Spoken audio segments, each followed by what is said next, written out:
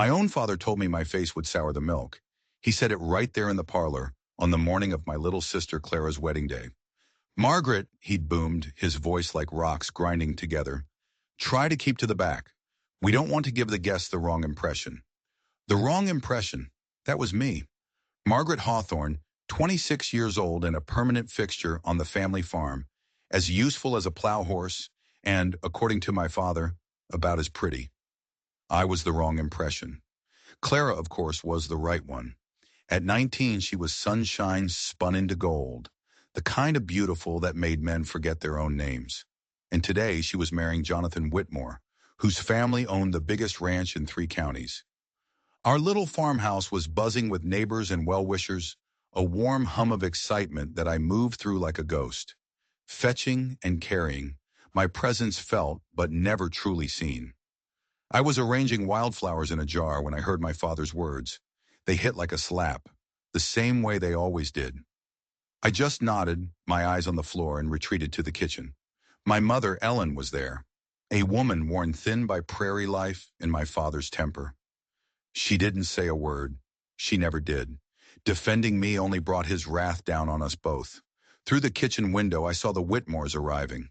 Jonathan, handsome and proud. His family, smiling and prosperous. And behind them, riding a tall bay gelding, was a stranger. He wasn't like the other men. He sat in his saddle with a quiet confidence that wasn't arrogance. His hat was pulled low, but when he dismounted and took it off, I saw a strong jaw and skin weathered by a sun hotter than the one in Kansas. There was something in his posture, in the steady way he moved, that set him apart. "Who's that?"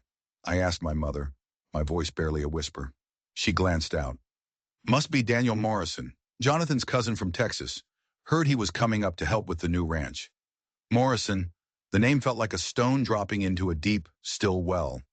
I didn't know why, but a shiver ran down my spine that had nothing to do with the morning chill. I watched as he tied his horse, his gaze sweeping over the farm, and then his eyes landed on the kitchen window. On me. I froze. People looked at me all the time, their eyes filled with pity or dismissal or even cruel amusement. But this was different. He didn't look away. His gaze was intense, thoughtful, and it held mine for a second too long. In that moment, I had a terrifying thought. He wasn't just a guest. He was here for a reason, and I had no idea that reason was about to shatter my entire world. The wedding ceremony was a blur of vows and blessings under the old elm trees. I did as I was told, staying in the background, serving lemonade and keeping things running smoothly. But I could feel his eyes on me. Daniel Morrison. He wasn't mingling like the other guests. He stood apart, watching my every move. It wasn't a romantic stare. It was an assessment. He was studying me, like a rancher studies a piece of land before he decides to buy it. Later, while the fiddle music swirled and the guests danced, I was in the kitchen, washing a mountain of dishes. The sounds of laughter felt a million miles away. It was my world, the world of work that nobody notices. "Mighty fine celebration," a low voice said from the doorway. I turned, my heart hammering against my ribs. It was him, Daniel Morrison. Up close, he was even more imposing. His eyes, the color of sage grass after a rain, looked right through me. "Yes, sir," I managed, suddenly aware of my flour-stained apron. "You've been keeping everything running smooth as silk," he said, stepping into the kitchen. His eyes weren't just on my face. They were scanning the room, noting the layout, the contents, the sturdy construction of the old farmhouse. "Just doing what needs doing," I mumbled. "That's a fine quality," he said, his gaze settling back on me. "My grandmother always said you could judge a person's character by the work nobody sees." It was the first compliment I'd received in years that wasn't followed by a backhanded remark about my appearance. I felt a blush creep up my neck. Before I could think of what to say, my father's voice cracked through the air. "Margaret, those dishes won't wash themselves." The spell was broken. I ducked my head to hurry past, but Daniel's voice stopped me. "Miss Hawthorne," I turned. "Would it be proper if I called on you sometime?" The words hung in the air, so impossible I thought I had imagined them. Men didn't call on Margaret Hawthorne. They avoided her. Was this some kind of cruel joke? My father appeared in the doorway, his face a thundercloud. "Morrison, I hope my daughter hasn't been bothering you." "Not at all, sir," Daniel replied, his voice smooth as creek water. His eyes met my father's, and a silent battle seemed to pass between them. "I was just telling her how much I admire a strong work ethic." My father grunted. "Margaret has her uses." He dismissed me with a wave. "Get to it." As I scurried away, I saw the look Daniel gave my father. It wasn't friendly. It was cold, calculating, and filled with a darkness that terrified me. This wasn't a courtship. This was something else entirely. He wasn't just a rancher from Texas. He was a hunter. And I was beginning to realize that my father, Thomas Hawthorne, was his prey. But what I didn't understand yet, what I couldn't possibly have known, was that I was the weapon he planned to use. 3 weeks passed, 3 weeks of silence.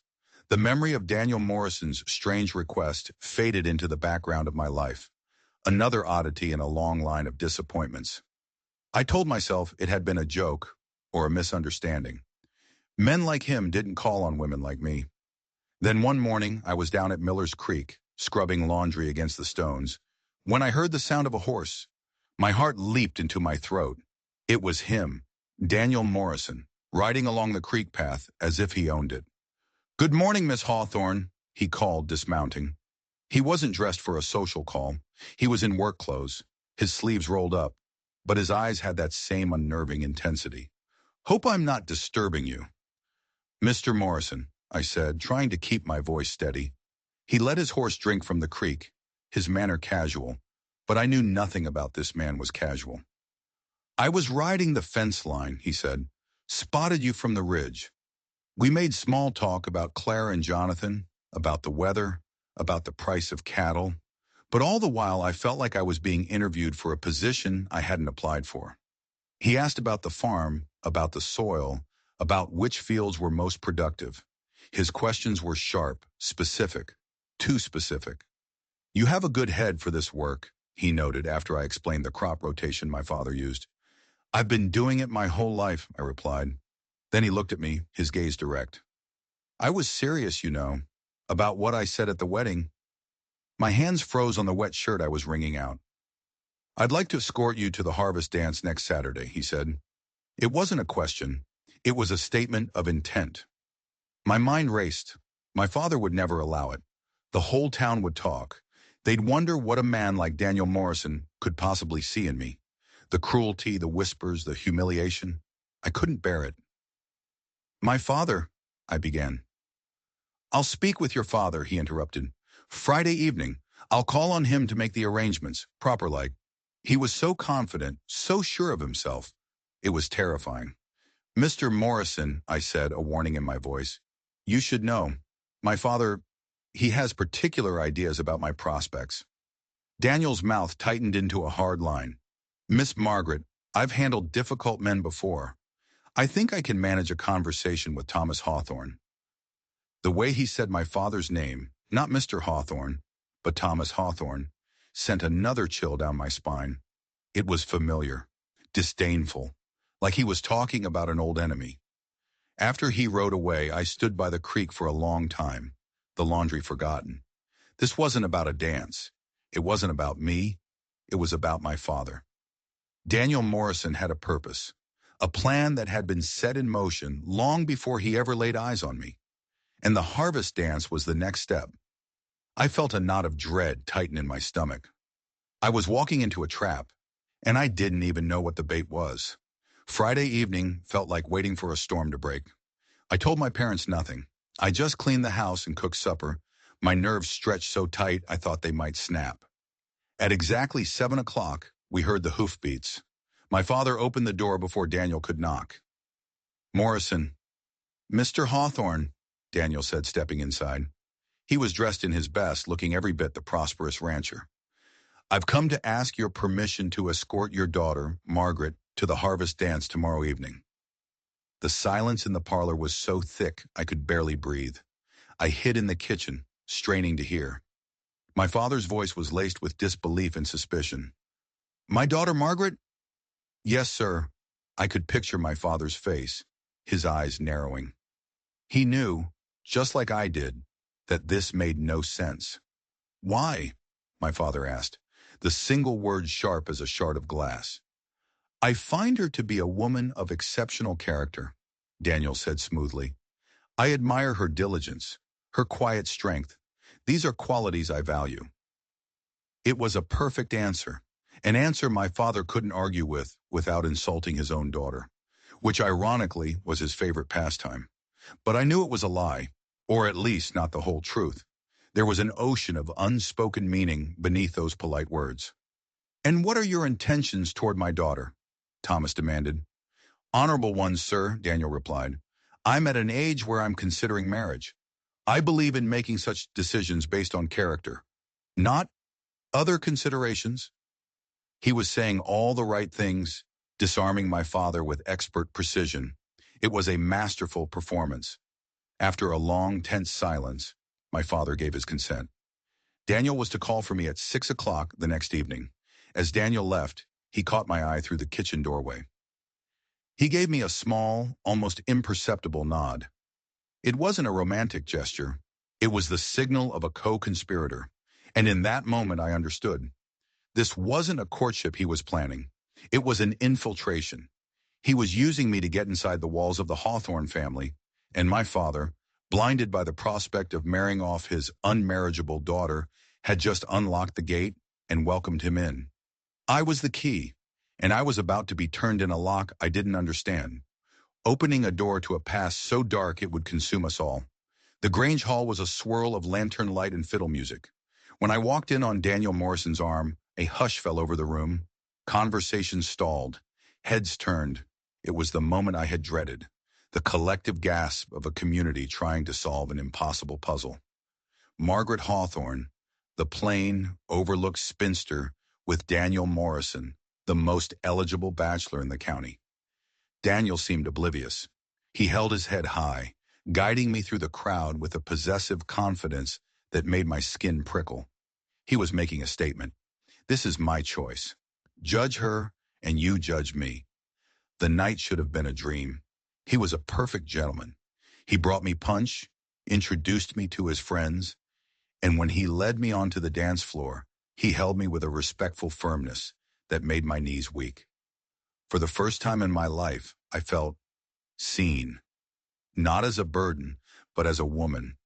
But under the surface, the tension was humming. During a break between songs, we stepped out onto the porch for some air. I want to tell you something, he said, his voice low. Your father is wrong about you. Any man would be lucky to have you. The words were what I'd longed to hear my entire life, but coming from him, they felt rehearsed, calculated. Before I could respond, I heard voices from the coat room just inside the open door. It was Mrs. Patterson, the town's chief gossip. I simply cannot understand it, she whispered loudly to a friend. What could he possibly see in that Hawthorne girl? Unless, you don't suppose it has something to do with that old business, do you? With his family? What business? Her friend asked. The Morrison land, Mrs. Patterson said. The parcel that borders the Hawthorne farm. My husband at the bank said Thomas Hawthorne acquired it under questionable circumstances years ago, from a man named Morrison. My blood ran cold. They say that other Morrison died suddenly, Mrs. Patterson went on, and Thomas Hawthorne ended up with the land and a whole lot of questions he never answered. Now his nephew shows up. The pieces slammed into place with dizzying speed.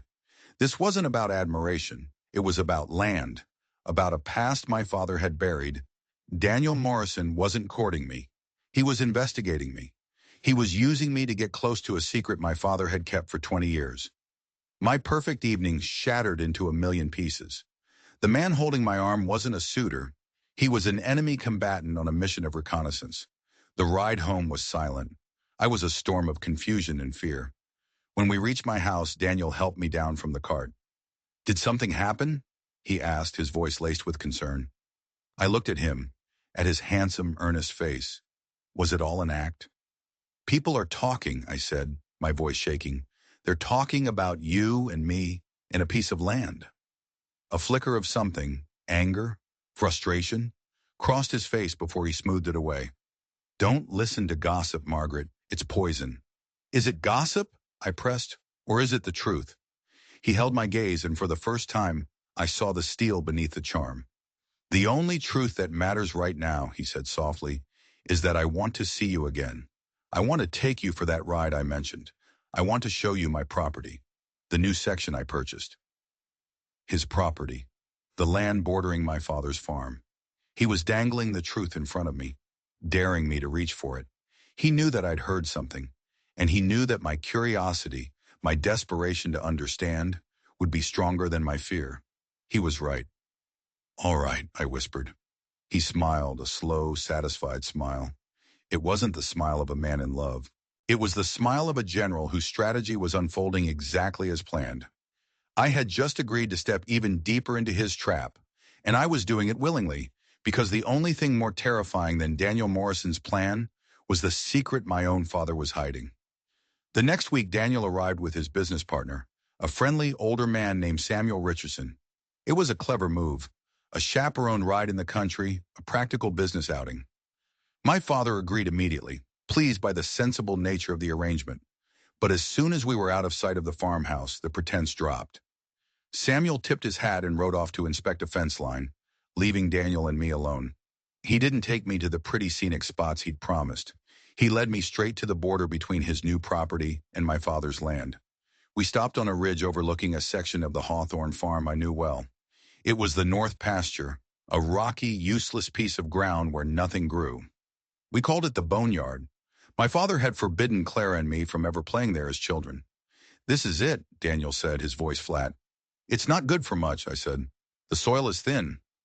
I'm not interested in the soil, he replied, his eyes scanning the barren landscape below. He was looking for something, something specific. His gaze settled on a collapsed pile of stones near an ancient, dead oak tree. It looked like an old filled-in well. My family used to own all this, he said, his voice tight with a cold fury that seemed to rise from the very ground beneath us. My uncle, William Morrison. He was your father's partner years ago. They bought this land together. I stared at him, my heart pounding. Mrs. Patterson's words came rushing back. My uncle was a geologist, Daniel continued. He wasn't a farmer. He believed there was something valuable under this land. Not crops, something else. He trusted your father. He saw him as a brother. Then one day, my uncle disappeared. Just vanished. Weeks later, your father filed a new deed at the county office, claiming my uncle had sold him his share for a pittance before leaving town. He turned to face me, and the friendly mask was gone. In its place was a man consumed by a grief and rage so profound it was terrifying. My family was ruined. My father, William's brother, spent years trying to find him, trying to fight the deed. But he had no proof. It broke him. He died a poor man, convinced your father was a thief. I grew up on stories of Thomas Hawthorne, the man who stole our future. You think my father... What are you saying? I whispered, though I already knew. I'm saying my uncle isn't missing, Margaret, he said, his voice dropping to a harsh whisper. I believe he's right down there. He gestured toward the collapsed well in the boneyard. I think your father killed him and buried him on the land he stole. The accusation was monstrous, unthinkable. My father was a hard man, a cruel man, but a murderer. Why are you telling me this? I cried, my voice choked with tears. Why are you doing this to me? Because I need your help, he said, his eyes boring into mine. The sheriff won't listen to me. I'm just the bitter son of a failed rancher with an old grudge. I have no proof. But you live in that house. You can find something. An old letter, a journal, an entry in a ledger. Something to prove my uncle was cheated. Something to give me a reason to dig. I stared at him in horror. He had courted me, danced with me, said all those kind things, all for this. To turn me into a spy in my own home. To make me the instrument of my father's destruction. No, I said, shaking my head. I can't. Can't you? He challenged, his voice softening, becoming persuasive again. What has he ever done for you, Margaret? Has he ever looked at you with anything but disappointment? Has he ever said a single kind word that wasn't followed by a blow? He told you that you were too ugly to marry. He hid you away like a dirty secret. Don't you want to know why? Maybe it wasn't about your face. Maybe every time he looked at you, he saw my uncle. Maybe he was just trying to hide his own guilt. His words were poison, but they were also a key, unlocking 100 small mysteries of my life.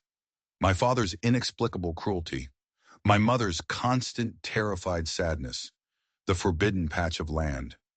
It all started to make a horrible, sickening kind of sense. I looked from Daniel's desperate, angry face to the desolate boneyard below. I was standing between two terrible men, a supposed murderer and a man bent on a cold, calculated revenge. One was my father. The other was asking me to betray him. And the most terrible part was, I was going to do it. That night, the Hawthorne farmhouse felt different. Every floorboard creaked with secrets. Every shadow seemed to hide a lie. I watched my father at the supper table, his weathered hands cutting into his steak, and I tried to see a killer. Was it possible? Could this hard, simple man be capable of such a monstrous betrayal? My mother seemed to feel the change in the air, too. Her eyes darted from me to my father, her hands trembling as she poured the coffee. She knew something. I was sure of it now. Her whole life had been a masterclass in terrified silence. After my parents went to bed, I started my search. Where would a man hide a 20-year-old secret? I started in my father's office, a small, dusty room where he kept his ledgers and farm records. I sifted through stacks of paper, my hands shaking. I looked for any mention of the name William Morrison, for any discrepancy in the dates around the time the land was acquired. Nothing. The records were clean, too clean. For 2 nights I searched. I felt like a ghost in my own house, slipping through rooms while my family slept. I found nothing. I was beginning to think Daniel was wrong, driven mad by an old family grudge. Then on the third night, I remembered the old chest in the attic. It was my mother's. A trunk filled with her things from before she was married. Things she never looked at. I slipped up the narrow stairs, the air thick with dust and forgotten memories. The chest was tucked under the eaves. It wasn't locked. Inside, beneath layers of yellowed linen and dried flowers, I found a small wooden box. It was tied with a faded blue ribbon. My fingers trembled as I untied it. Inside was a stack of letters. The handwriting was elegant, masculine, and they weren't from my father. They were signed, "All my love, William." I sank to the floor, my heart pounding so loudly I thought it would wake the dead. The letters were from William Morrison, to my mother, and they were love letters, passionate, desperate love letters, written in the months before he disappeared. He wrote of their secret meetings, of their plans to run away together, away from my father, who he described as a man of grim ambition and a cold heart. My mother and William Morrison were in love. Then I found the last letter. It was dated just 2 days before he vanished. "My dearest Ellen," it read, "the confrontation is unavoidable. Thomas has discovered the truth about the silver deposits. He is mad with greed. He thinks I mean to cheat him, when all I have ever wanted is to build a life with you. I have tried to reason with him, to offer him a fair share, but he sees only betrayal. Meet me at the old well at sundown. If he will not listen to reason, we must leave tonight. I have sold my claim to the assayer in town, and the money is ours. We will be free. If I am not there by the time the moon rises, know that Thomas has prevented me. Know that I will love you for eternity. Yours, William." The silver deposits. My father hadn't just stolen land. He'd stolen a fortune, and he had murdered the man my mother loved. But that wasn't the worst of it. Tucked into the bottom of the box was one more thing. A small folded piece of paper, a birth certificate. It was for a baby girl, born 8 months after William Morrison disappeared. The mother's name was Ellen Hawthorne. The father's name was listed as William Morrison, and the baby's name was Margaret. The world dissolved around me. A scream was trapped in my throat, silent and suffocating. I was not Thomas Hawthorne's daughter. I was the daughter of the man he murdered. His cruelty wasn't because I was ugly. It was because every time he looked at me, he saw the face of his victim. I was his guilt. I was his sin, living and breathing in his own house for 26 years. My whole life, every harsh word, every casual cruelty, it was all a lie, built on a foundation of murder, greed, and stolen love. And Daniel, Daniel Morrison was my cousin. He didn't know. He couldn't know. His plan was to expose a thief. He had no idea he was about to expose a secret that would unravel not just my family, but his as well. I sat there in the dusty attic, holding the proof in my hands, a ghost among ghosts. I had a choice to make. Expose the truth and destroy everything, or live inside the lie forever. But the choice had already been made for me, 26 years ago, at the edge of an old abandoned well. The next day, Daniel Morrison proposed marriage. He came to the farm in the afternoon, looking serious and determined. He found me by the chicken coop, my mind still a maelstrom of shock and horror. I hadn't slept. I had hidden the box of letters back in the attic, the terrible truth a physical weight inside me. "Margaret," he said, his voice softer than I'd ever heard it, "I need to speak with you and your father." We went to the parlor. Thomas Hawthorne sat in his usual chair, looking suspicious. My mother hovered by the door, pale and trembling. She knew. When she saw the look on my face, she knew I had found her secrets. Daniel didn't waste time. "Mr. Hawthorne," he said, his voice ringing with false formality, "I have come to respect your daughter immensely. I believe she would make a fine wife. I'm asking for your permission to marry her." My father stared at him, stunned into silence. He looked at me, then back at Daniel. I could see the greedy calculations turning in his mind. Marrying me off to the prosperous Daniel Morrison would solve the problem of the unmarriageable daughter and solidify his social standing. The irony was so thick it was choking. Before my father could answer, Daniel added his masterstroke. "As part of the marriage settlement," he said calmly, "I would ask for a small parcel of land as a dowry, a gesture of goodwill between our families." "What land?" my father asked, his eyes narrowing. "The north pasture," Daniel said. "The boneyard. It's useless for farming. It would just be a symbolic joining of our properties." The color drained from my father's face. My mother let out a small, strangled gasp. They knew. They understood exactly what he was asking for. He was asking for the gravesite. He was asking for the proof. My father looked at me, his eyes filled with a desperate, silent plea. "Don't do this." But I met his gaze with a coldness I didn't know I possessed. The face of William Morrison's daughter stared back at him. After a silence that stretched for an eternity, my father croaked. "Agreed." He had just sold his daughter to the nephew of the man he'd murdered and thrown in the man's grave as part of the bargain. Daniel then turned to me.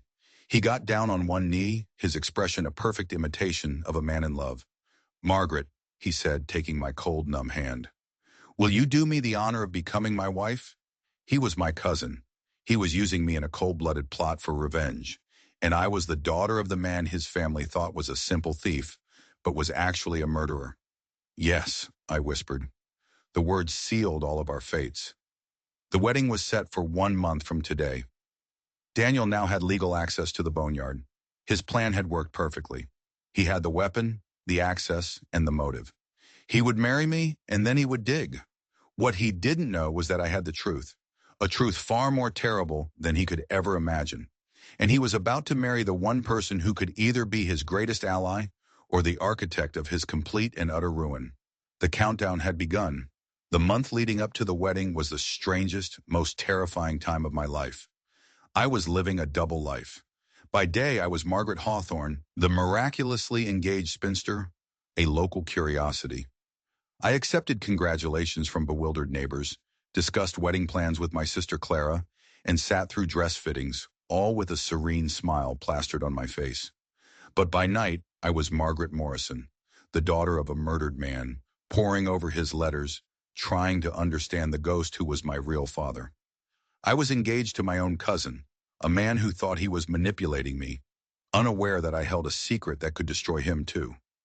Daniel was a constant presence. He was the perfect fiancé. He brought me flowers, took me on buggy rides, always carefully skirting the boneyard, and began construction on a beautiful new house for us, right on the edge of his property. He was building a life for us, a life predicated on a devastating lie. One evening, we were standing on the frame of our future home, watching the sunset paint the prairie in shades of orange and purple. "Are you happy, Margaret?" he asked, his voice gentle. The question was so sincere it almost broke me. I looked at him, at this man who shared my blood, who was consumed by a righteous quest for justice, and for a fleeting moment, the lines of his plan blurred. I saw not a manipulator, but a man grieving a family tragedy. A man who, in a different life, could have been my family. "I'm nervous," I said, which was the truest thing I could offer. "Don't be," he said, taking my hand. "This is a new beginning for both of us." Oh, he had no idea. His new beginning was going to be the end of everything. His pursuit of my father was about land and money.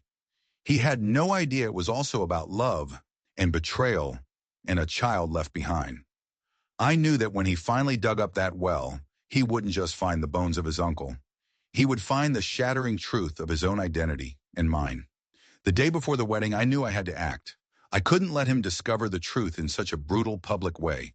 He deserved to know who I was before he made me his wife. I asked him to meet me, not at the farmhouse, not at the new construction, but on the ridge overlooking the boneyard. He arrived looking confused and a little wary. The wedding was tomorrow. This was not part of the plan. "Margaret, is everything all right?" I didn't answer. I just stood there, looking down at the collapsed well, the place where my life both began and ended. "I know what you're planning to do," I said, my voice quiet but steady. "After the wedding, I know you're going to dig up that well." His face hardened. The gentle fiancé vanished, replaced by the avenger. "I'm getting justice for my family." "I found something," I said, my heart hammering. "In the attic. A box of my mother's?" I watched his face, saw the flicker of triumphant anticipation in his eyes. He thought I had found a ledger, a deed. He thought I was handing him the final piece of his puzzle. "They were letters," I said. "Love letters. From your uncle, William Morrison, to my mother." The triumph in his eyes died, replaced by confusion. "What?" "They were in love," I said, the words feeling like stones in my mouth. "They were planning to run away together. My father, Thomas, he found out. It wasn't just about the land, Daniel. It was about my mother." He stared at me, his carefully constructed world beginning to tremble. This wasn't in his script. "There was one more thing in the box," I whispered, my voice breaking. I reached into my pocket and pulled out the folded yellowed paper. "My birth certificate." I handed it to him. He unfolded it slowly. I watched his eyes scan the lines of faded ink. I saw the moment he read the names. Ellen Hawthorne, William Morrison, Margaret. He looked up from the paper, his face a mask of utter devastation. The color had drained away, leaving him pale and shaken. He looked at me, really looked at me, as if seeing me for the first time. He wasn't seeing the plain spinster or the pawn in his game. He was seeing the daughter of the man he'd sworn to avenge, his uncle's child, his cousin. "No," he breathed, the word a ragged exhalation of disbelief. "It can't be. He didn't just kill your uncle," I said, tears streaming down my face. "He killed my father, and he raised me in the shadow of his crime." The revenge plot, the courtship, the lies, it all collapsed into this one horrific, intimate truth. He had come seeking justice for a distant uncle and found a cousin. He had planned to use a stranger and found his own blood. We stood there on the ridge, the sun setting on our ruined lives. The wedding was tomorrow. The guests were arriving. The entire town was preparing to celebrate a marriage that was now an impossible, unthinkable union. His perfect plan for revenge had led him to a horror he never could have imagined, and I, the weapon he had so carefully sharpened, was now pointed directly at his own heart. The morning of the wedding dawned bright and clear, a cruel mockery of the storm raging inside me. The farmhouse was a hive of activity. Clara was fluttering around me with the wedding dress, chattering about flowers and guests, completely oblivious to the fact that our family was a lie, our father a murderer, and my fiancée my cousin. I moved through the preparations like a sleepwalker. I let them dress me in ivory silk, arrange a veil in my hair. I looked in the mirror and saw a stranger, a ghost about to marry another ghost. Daniel had not contacted me since the revelation on the ridge. I didn't know if he would even show up. What were we supposed to do? Go through with this charade? Announce to the assembled guests that the wedding was off because the bride and groom had discovered They were related, and the bride's father had murdered the groom's uncle. But as the time came to leave for the ceremony, a message arrived. A single sentence on a slip of paper, delivered by one of Jonathan's ranch hands. I will be there. Trust me. Trust him. The man who had deceived me from the very beginning. And yet, I did. Something had shifted between us on that ridge. We were no longer adversaries. We were survivors of the same shipwreck, clinging to the same piece of wreckage. The ceremony was to be held in the grove behind the new house he'd built for me. For us.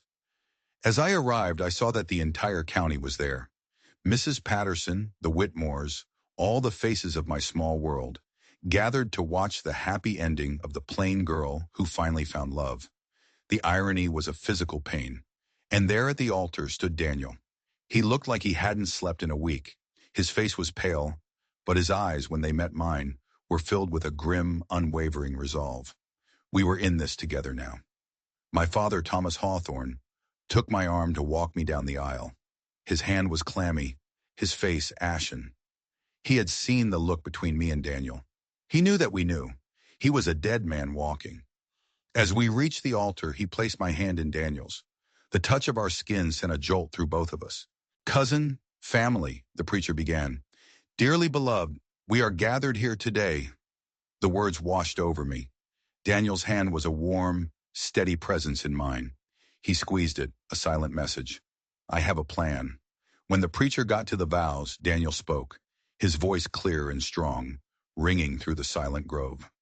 I, Daniel Morrison, take thee, Margaret. He recited the traditional words, but his eyes were locked on Thomas Hawthorne. Then it was my turn. The preacher smiled at me. And do you, Margaret, take Daniel to be your lawfully wedded husband? This was it, the moment of truth. The entire crowd leaned in. I took a deep breath. Before I answer, I said, my voice shaking but clear, I have a question for my father. A collective gasp went through the crowd. I turned to face the man who had raised me, the man who had murdered my real father.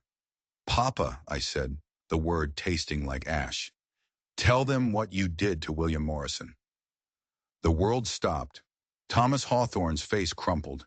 He looked from me to Daniel, to my weeping mother, to the shocked faces of his neighbors. The lie he had lived for 26 years had finally caught up to him. He was trapped. He stammered. He tried to cheat me. The confession came out in a torrent of pathetic excuses. He admitted to the silver. He admitted to the argument at the well. He admitted to striking William with a rock, to hiding his body, to faking the deed. He confessed everything, right there, in front of God and the entire county.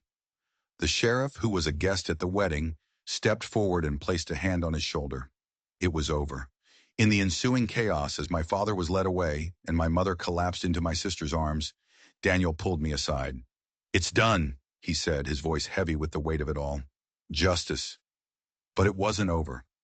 Not for us. What now? I whispered, looking at the man who was my fiancé and my cousin. We can't get married. I know, he said. He reached into his coat and pulled out a legal document. It was the deed to the boneyard, the dowry my father had signed over to him, and beside it was another deed for the entire Hawthorne farm. My lawyer drew this up this morning, he said. I used my own funds to purchase the farm out from under your father's debt at the bank. He's lost everything. The land, the mine, all of it. It's all in this deed. He held it out to me. It's yours, Margaret. It's your birthright. The Morrison land. It belongs to you. I stared at the paper, at my name written in neat, clear ink. Margaret Morrison. I was no longer a Hawthorne. I was the owner of my father's legacy. Daniel, I can't. Yes, you can, he said. I came here for revenge. I used you to get it.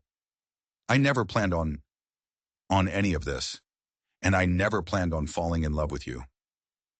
My head snapped up. It started as a lie, he said, his eyes pleading with me to believe him. But it became the truest thing in my life. Getting to know you, seeing your strength, your kindness, it changed everything.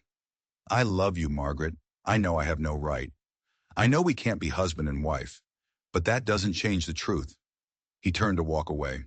"I'll be leaving Kansas," he said over his shoulder. "You're safe now. You're free." He was giving me everything. My name, my land, my freedom. And he was walking away. "Daniel, wait!" I called out. He stopped. I walked toward him, my ivory wedding dress trailing in the dust. I looked at this man, my cousin, the man who had deceived me, and the man who had set me free, the man I had, against all odds, come to love. Our shared blood made marriage impossible. Society would never accept it. But out here on the prairie, under this vast open sky, the rules of the world seemed distant and small. "You're wrong," I said. "We can't be husband and wife." But my father, William Morrison, he wrote in his letters that he saw Thomas Hawthorne as a brother. And your father was his real brother. In the eyes of the world, we are cousins. But in the eyes of the heart, our fathers were brothers. That makes us family. And family doesn't abandon each other. I held out my hand. "Don't go," I said. "Stay. Help me build this place. Let's build the life our fathers were robbed of. Together." A slow smile spread across Daniel's face, a smile of pure, unadulterated hope. He took my hand, our fingers lacing together. It wasn't the hand of a groom taking his bride. It was the hand of a partner, a survivor, family. My father was wrong. My face didn't sour the milk. My face was a mirror, reflecting a history of crime and secrets. But now it was finally my own. And for the first time, I looked toward the future and saw not a life of being overlooked, but a life of my own making, on my own land, with the only person in the world who understood the whole, terrible, beautiful truth. If you enjoyed this story, don't forget to subscribe and hit that notification bell. We've got a story coming tomorrow that you won't believe, and you're not going to want to miss it. We'll see you then.